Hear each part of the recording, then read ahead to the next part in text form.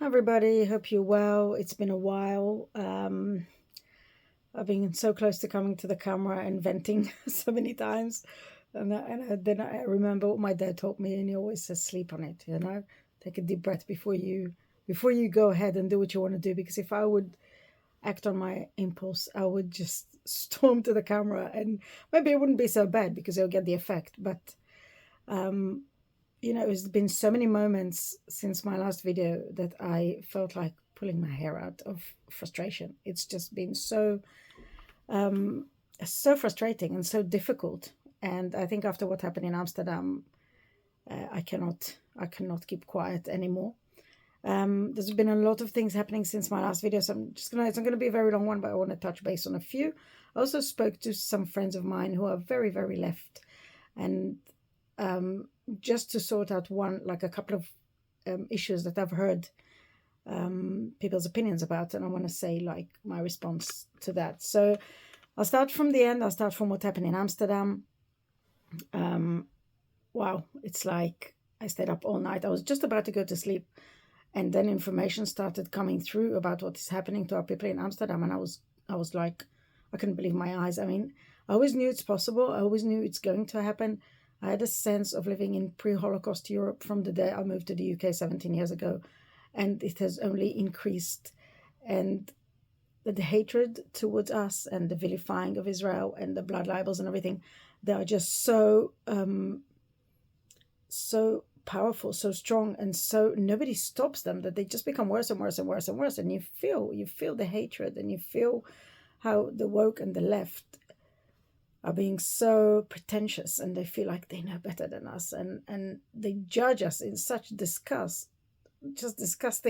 attitude that it's like it was inevitable. It was obvious it's going to happen, and it was obvious that the BBC and the likes are going to try and blame it on us. Of course, Israel's never been involved in any hooliganism, in any games, in any football match. We're not known for that. You can check in the history. But it was so obvious that there's going to be justification. There's always a justification for when people try and slaughter Jews. Like the thirst for Jewish blood cannot be quenched. There's always a reason. There's always a valid reason. I mean, you cannot kill anybody around this planet legally other than Jews. I think the worst thing about it was the people in Amsterdam. There's so many testimonials from women, from men, who came to the match, who did nothing to provoke anything.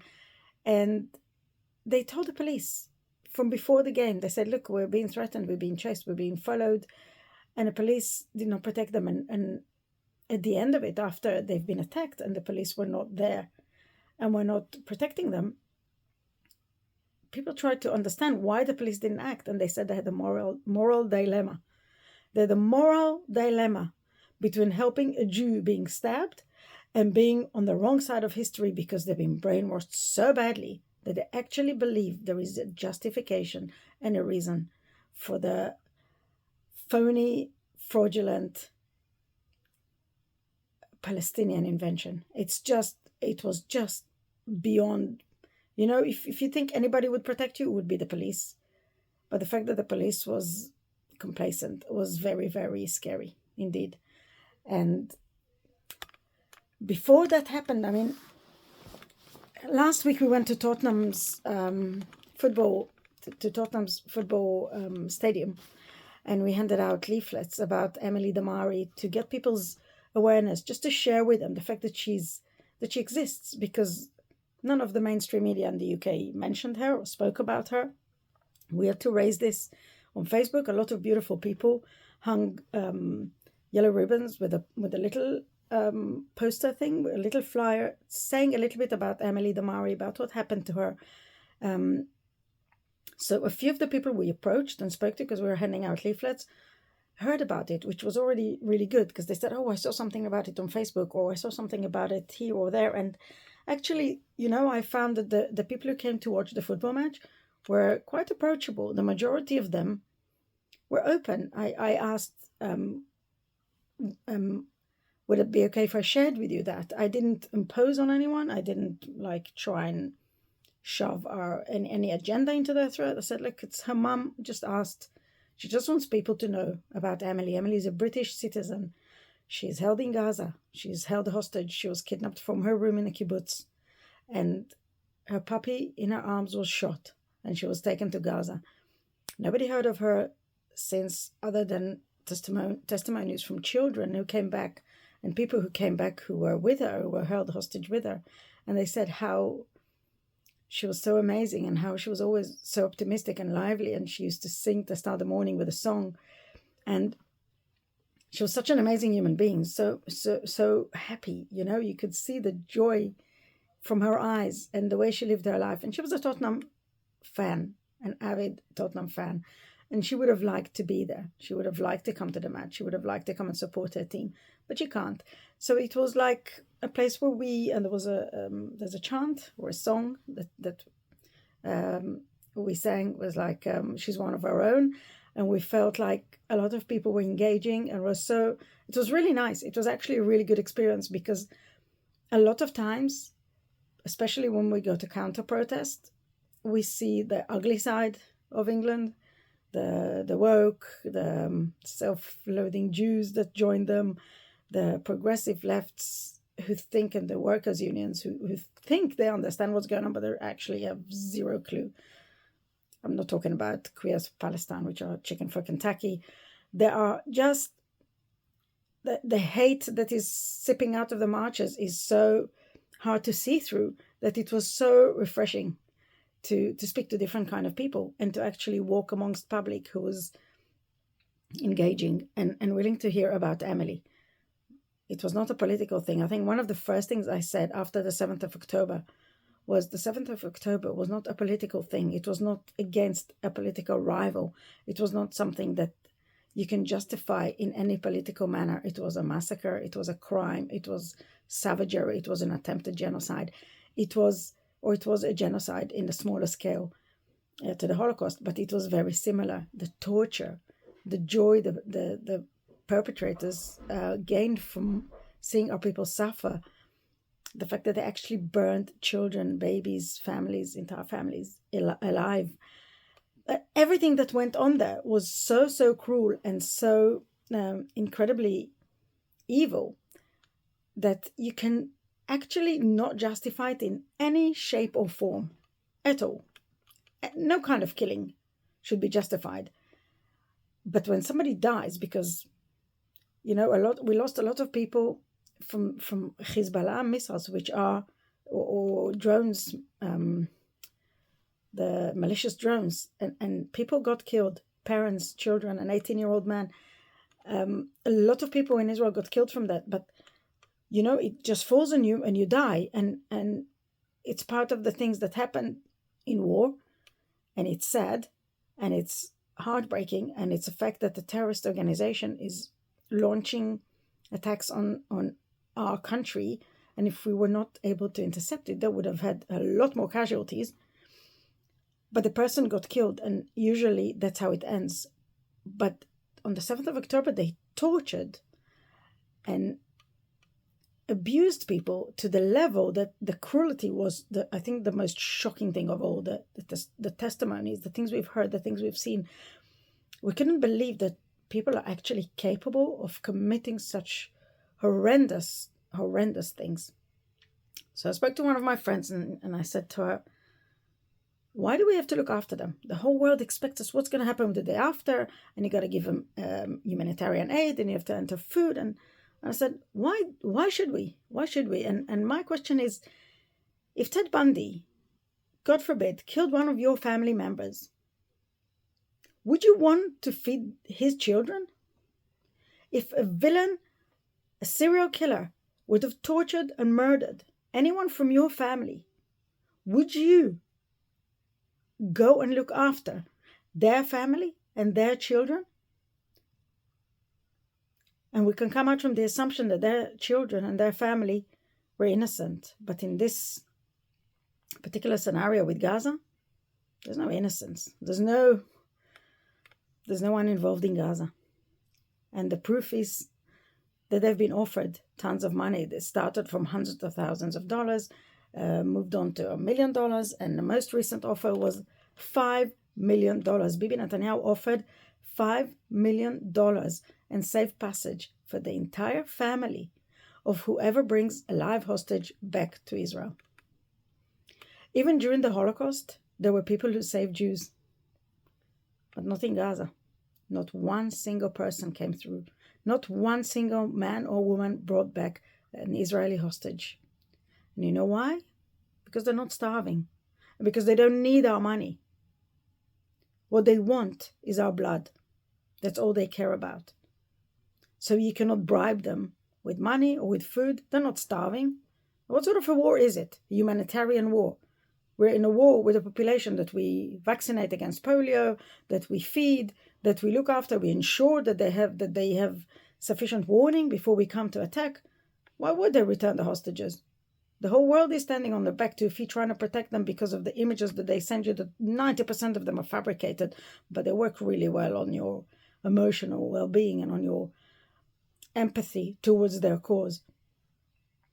Now, that was the first thing that somebody asked me. And the other thing, there's a lot of people who complained about Bibi, that's mainly within Israel, who said he gave money to Hamas. He's the one who passed on the money. So he passed on the envelopes of money that arrived from Qatar and from Europe and from all the countries that were donating money to the Gazans, the poor Gazans. And if he would not have given it to Sinwar at the time, let's say he would have given it to the Palestinian Authority, then you think there wouldn't have been a 7th October? Like hell. It would have just come out from a different area. It would have just come out from within Judea and Samaria. There are tunnels there. Tunnels have been found there. There are terror nests in there. There are terror nests in Gaza. There are terror nests in northern, in southern Lebanon, which are aiming at northern Israel. And the whole world is like involved in trying to get the ceasefire, get the war to stop. The war cannot stop. If you stop a war now, it's like you need to do a root canal treatment. And instead of that, you're having a superficial filling, which is not going to last a minute and a half. Because if we're going to repeat the same mistakes of just silence it and without treating it, without dealing with the actual cause of it all, it's only going to come back stronger. It's like taking antibiotics for 2 days instead of a week. You're just making them stronger. We're giving them time to rearm and to continue their abuse on their own community as well. Because if you look at what's happening in Lebanon, when we warned the Hezbollah families that we are going to attack in those villages, which, as it turned out, we found out that many of these villages were actually just a pretend village. The houses were pretend houses. They were not family homes. There were many outposts where people would shoot at us, and they had massive amount of weapons in each and every house. And the only people who lived in those houses were Radwan force of Hezbollah. There were no families and children, but in other areas where there were families and children, which we asked them to go because we are going in to blow up their ammunition stocks, they went into Lebanon, into Beirut, into places where normal civilians live, and the normal civilians didn't want them there, and rightfully so, because they have been abusing their own population. So the people in Lebanon, the normal people who want to live in peace, they were happy that Israel came in. And the people in Iran, they were happy that Israel attacked. And they were happy that we managed to eliminate Sinwar and Nasrallah. Because these people have been oppressed. And these people are dying to break free and to live a normal life. But not in Gaza. The Gazans, they might be very angry with Hamas because of the consequences of what they've done to them. Because the fact that they've been shooting them and stealing the aid trucks. They were stealing the aid trucks and selling their population food for extortionate amount of money. Or they were shooting the Gazan civilians who came to get food from the humanitarian aid trucks. So the Gazans are very angry with Hamas. But I'm yet to hear. I actually heard one person for the first time this week who condemned the 7th of October, who condemned Hamas's actions for the 7th of October. I hope he's safe. I hope he's safe, because anyone else who stood up against Hamas was silenced in a very brutal way. And, and it's just I don't know, like people are trying to avoid dealing with a monster, avoid dealing with the dragon in the room. I don't know if you know this kid's book called No Such Thing as a Dragon, with a little kid who's telling his mom, there's a dragon in the house. And his mom says, no, there's no such thing. And he says, Mom, there's a dragon. I see him. He's eating my pancakes and he's growing every day. Said, no, come on, let me clean the house. You're talking rubbish. No such thing as a dragon. And the dragon grows. And whenever the mom wants to do something, she walks around the house and like avoids him. She's like doing things as if he's not there. It's like avoiding the dragon. But he's there and he's very, very big, and he grows up and eventually he walks with a house on his back and the house moves, and then she cannot ignore it anymore. And this is where Europe is standing. This is where the Western world, the woke and the leftists and the ones who are so hateful towards Israel and so empathetic towards the Palestinian narrative, get it wrong, because they literally don't see the monster, and the monster is after them. The monster is going to be there to get them, just like the Mujahideen was chased by the IRGC the minute they didn't need them anymore. So will the left in the Western world will be chased the minute the Palestinian narrative has achieved, if it will.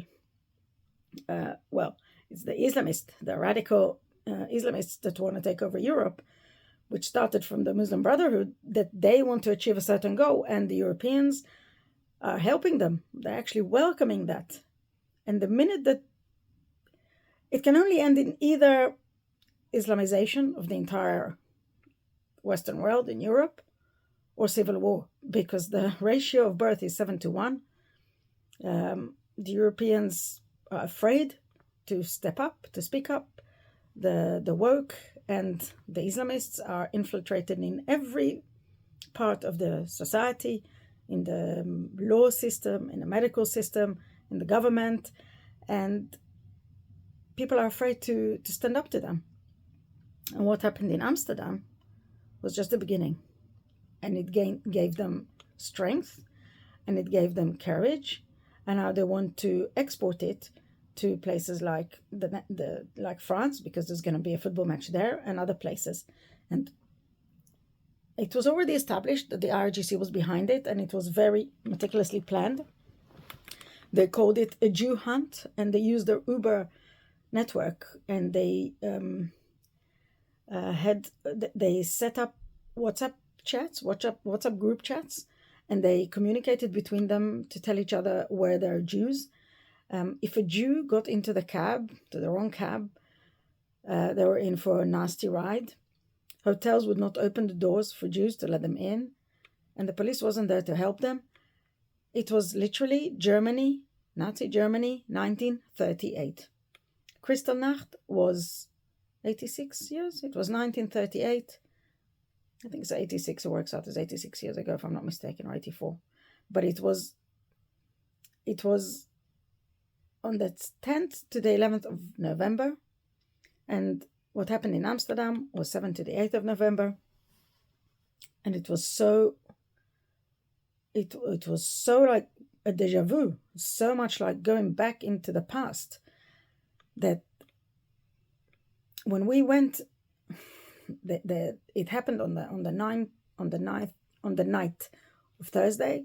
On Friday evening, we went and stood outside the Dutch embassy in London to show solidarity with the Israeli football fans, and we had people go past, and a lot of people were very supportive of us. Actually, a lot, surprising kind of people as well. People we didn't expect to show solidarity, but they did. And they're risking their jobs because they were doing things within their positions. But it doesn't matter. It was those few that went past and shouted "Free Palestine." And then I just heard "Heil Hitler." That's all I could hear. And it's like that's when the penny dropped. For a while I've been saying, I was calling them Pali-Nazis, and I'm saying the Palestinian narrative is no different. And our soldiers found so many Mein Kampfs in Arabic in Gaza, and those of Hitler in Hezbollah domains in southern Lebanon. And their ideology is the same ideology. The only thing that drives them is to exterminate us, to exterminate the Jews, to exterminate Israel. And the narrative changed slightly. So once it was because of that reason, and now it's because of another reason. There's always a reason why to kill us. But there hasn't changed. They're looking after a systematic way to exterminate all of us. And there's no difference between shouting Free Palestine and shouting Heil Hitler. And there's no difference between saying kill the Zionist and kill the Jews. And I was just thinking to myself, if I went to the streets of London and I would shout the slogans and the insults that they shout at us, exactly the same, but instead of the word Zionist, I would say Islamist, not even Muslims, Islamists, which are the radical ones that cause all the problems, yeah? But, none of them think they're radical. None of them think that they are radical. Their jihad is implanted in their halal shops. Everything that you pay for, every involvement of the Islamic world, the money goes into the pocket of the Muslim Brotherhood, which is supporting the radicalism. So the majority are radicals, but even if I said Islamists and not Muslims, and I would replace everything they say against us, and I would replace the word Zionist with the word Islamist, I would get arrested within seconds, or stabbed by one of them. But they are free to roam the streets of Europe with any genocidal slogans they want, and they with a upside down red triangle and with other hand gestures which are threatening, explicit violence, explicit threats. There's no question marks there. People actually told us Heil Hitler the other day, or somebody did the hand gesture in Brighton yesterday. And the policewoman did absolutely nothing, and just stood there like a dumbass doing nothing. And these are the things that are bringing Europe to its end. This will end that you replaced 6 million Jews with 60 billion Arabs, and this is what you're going to get. And sadly, I don't see a future for Jews in Europe or in Britain or anywhere. I'm very, very, I'm going to be very, very surprised if I find that I was wrong. I would love to be wrong. I would really, really love to be wrong. But I see no future. Not for Jews, definitely not for Israelis, but I don't see any future for Jews and for the Western world.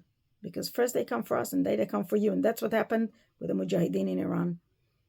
When the Mujahideen started from the leftists, the Marxists in the universities, and they went and helped the IRGC get into power. They helped the Islamic Republic, the evil tyrant terrorists who are the head of the snake, who operate Hezbollah and Hamas and the Houthis and execute people in Iran every 2 days. They executed a man last week or 10 days ago who was held. They kidnapped him from Dubai. Jimmy, he was called Jimmy, and he was living in America, and he had a German nationality, and they kidnapped him from Dubai, and they held him somewhere nobody could find, and nobody managed to, that's another thing, nobody managed to get him out. Biden never managed to release him from the claws of the IRGC, but he's very clever to go and tell Bibi that he has failed rescuing 101 hostages, which are embedded within the Gazan civilians, the villains, and they are holding on to our people. They are in homes of either UNRWA workers, which, praise the Lord, at last we told them to bugger off from our land, to bugger off from Gaza, and we are not allowing them. And I think UNIFIL has to go in the same direction. They have zero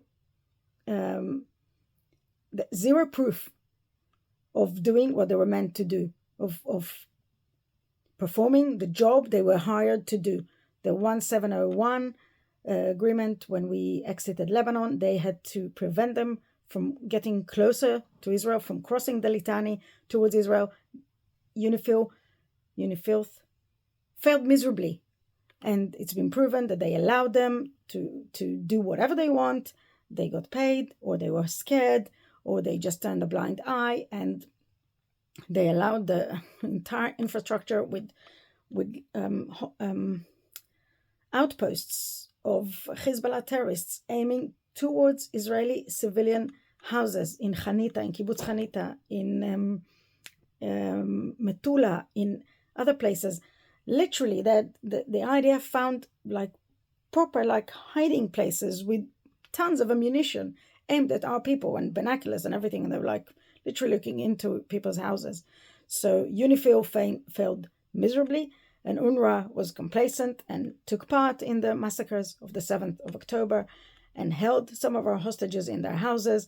So there is no innocent civilians there. And we need to finish this job properly, because Iran... Oh, that's what I was talking about. So I was talking about the Mujahideen. So the Mujahideen people of Iran were helping the RGC get into power. And the minute the RGC got into power, they didn't need them anymore. And then they chased them and they had to escape Iran. So a lot of them live in England, in America, and other places. And why do the Westerners, woke and leftists, think that their destiny will be different? I don't know, because all they're doing now is they're allowing the radical Islamists to take over their countries, to take over their Western mentality, their freedom. They can only speak because they live in free countries. They can only speak their minds because they live in the Western world. But they are helping radical people with very radical agenda, with Sharia law enforcement, take over the lands, take over the country. And I speak to people, and I found that a guy who was 19 fell in love with a Muslim woman, and he one day came home, and he's a Catholic, and his parents are Catholic, and he came home with a little rug because she wanted him to convert to Islam. And it's not being done in a malicious way. It doesn't have to. You're young, you're in love, you want to be nice. And the woke and the leftists, they think they're doing the right thing by accepting minorities, by accepting people who maybe came from failed countries into their country, but they adopt the violent, aggressive ideology, and they don't even notice how they are bewitched with hatred, so much hatred against us. The morning after the pogrom in Amsterdam, people took to the streets in support for the fake invention called Palestine.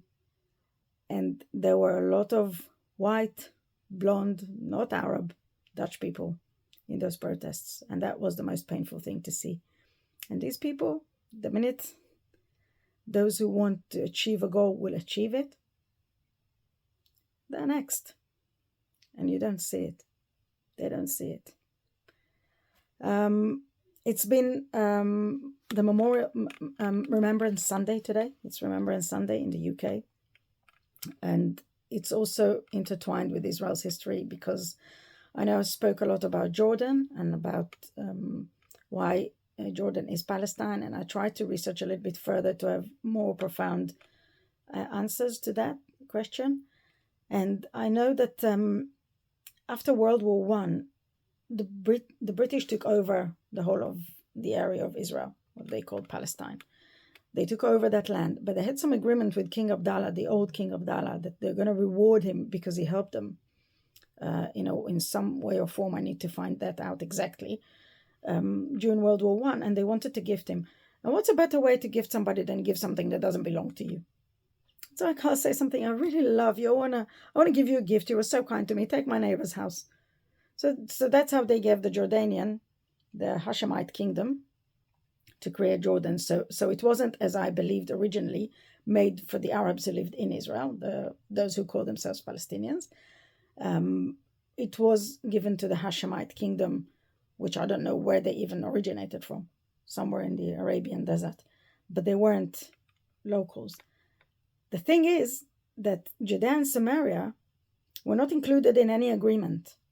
And then after the war in 1947, after the War of Independence of Israel, or the Milchemet HaShichur, when we been attacked by all the Arab countries, Jordan took over Judea and Samaria with the Arabs that lived there.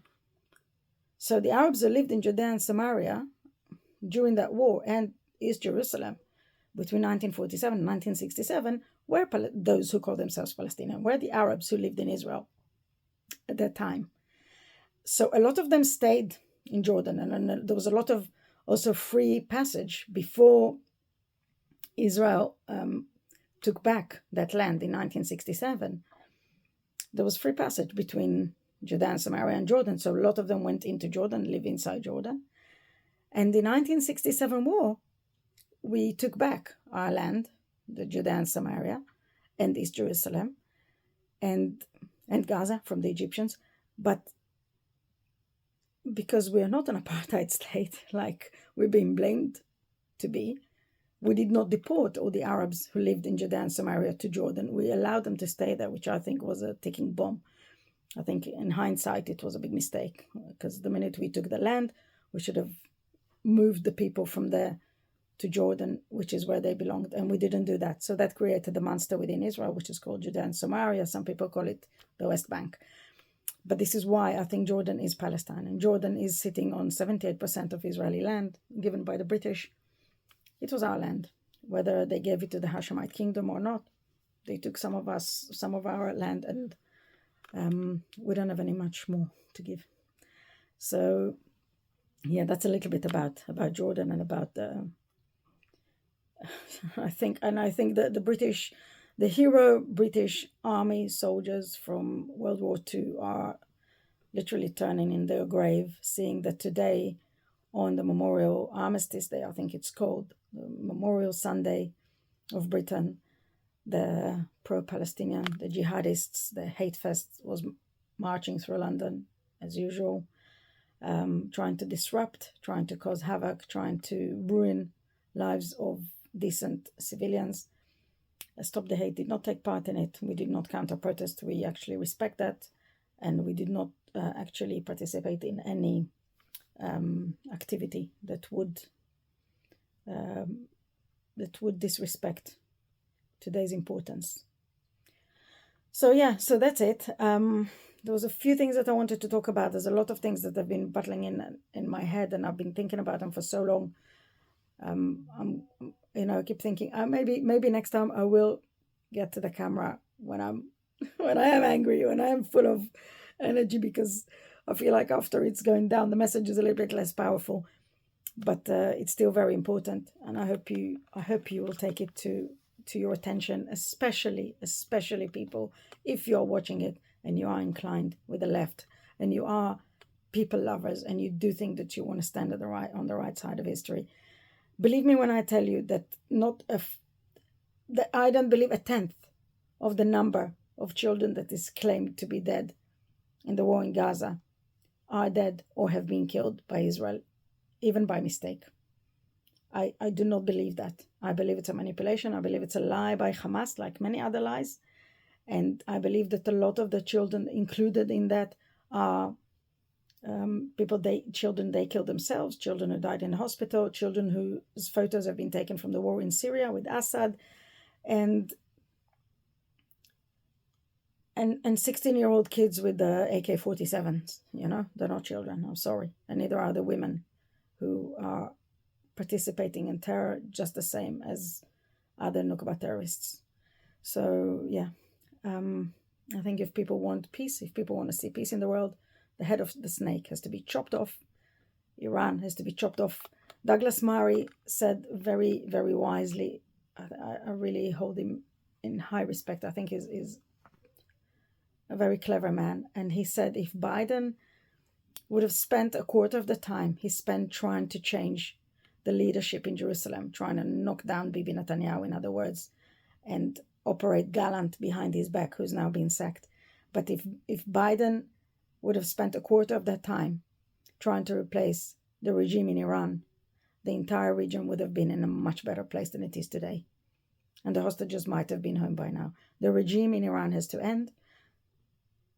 Hamas, Hezbollah, UNRWA, UNIFIL have to end. And the day after is only for us to decide. None of you, Westerners, live there. We live there. It's our children and our children's lives. And if we don't want our children to go back and fight for the exact same reason we're fighting today, if we don't want another 7th of October, we need to finish it properly and not come to miserable peace agreements like we did during the ceasefire agreement in 1947-48, which was also imposed on us by the UN and by America, and we wanted to appease them, and we wanted to join the UN, which I think has completed its service in our lives, because it showed that it does not care for Jewish human lives, not for women's rights, not for women's lives. Nothing that happened in Gaza, or none of them went to see our people who were held hostage. None of them showed any compassion towards what happened to our women on the 7th of October. I think we finished our job with the UN. I think we should not take them into account. And the reason we had ceasefires is to give a temporary silence. And this temporary silence enabled the enemy to grow stronger and stronger and stronger. And this time, this new generation, we had enough. The new generation is people my age and younger, and they're not suckers. And they're not going to take any more bullying from the Western world and from leaders who pretend to give a damn what happens to our children. We already know the only ones who are going to protect our people are our people. And the only people who are going to look after our children are us. And so, with all due respect to the world and to our respectful friends and our allies, they're meant to be allies. Perhaps now that Trump has been elected, he'll do the right thing. I personally wanted him to be elected because I think Biden's administration proved to be against us, because he did not veto the embargo, the weapons embargo on Israel, and he's done a lot of damage to Israel.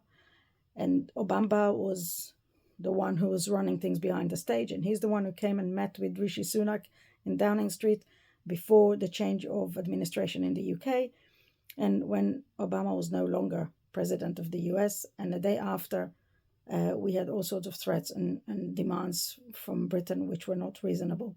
So I think the Biden administration has proved to be futile, and now it's Trump's chance to prove himself. And I pray to God that my gut feeling about his relationship with Prince Pahlavi and Bibi will prove itself to work as I envisage it. Because I have in my head this dream, which I believe can become a reality, when we free Iran, and Iran and Israel together are going to bring the Middle East into a new era of peace and prosperity and mutual lives together and freedom for all. And I think the ones who are going to suffer from radical Islamism and from IRGC Sharia law will be the Europeans, who are embracing that kind of culture rather than stopping it or nipping it in the bud, which I think it's a bit too late to do now. I don't know what's going to happen in Europe, but I hope that Trump will prove himself. He's got a lot, with a lot of power comes a lot of responsibility. So he has a lot of responsibility. Let's see what he does. Days will tell. So yeah, keep safe, be well. I know there's a lot of threats to Israelis in Europe at the moment, to not gather, to not do this, to not do that, because we're being bullied by the terrorists and their supporters. And I hope that the local authorities will take it into their consideration and deploy the anti-terror squads, and not just pissy plums who stand next to us like cucumbers and have no idea what to say or do. And until next time, be well and safe, and much love.